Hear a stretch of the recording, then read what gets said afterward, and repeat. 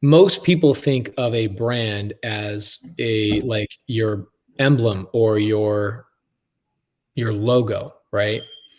A brand is not a logo, right? A brand, and you know this, a brand is the way somebody feels when they think about you. Yep. And if that is what I've done well, then bro, 100%, I'm going to continue to double down. I want people to remember how I make them feel every time I speak, every time I genuinely help people. My brand is going to be a brand of like drawing out emotions in people so that when they hear my name, they go, oh, that guy gives, he inspires me, whatever. So 100%. So same thing with you. Like, you're providing tremendous value, just like Steve Trang did when he like freaking created the, like, in my world, at least, the wholesaling podcast, right? Oh, yeah.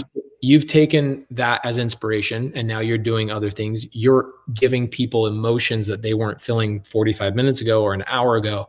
And so that's your brand, right? Your logo is your logo, but your brand is the way people feel when they think about Stratton Brown. So keep doing what you're doing, bro. I'm having a fun time watching. Thank you so much for tuning into this episode of the Winning Move Podcast. I hope it helps you make all the right moves in your life and business.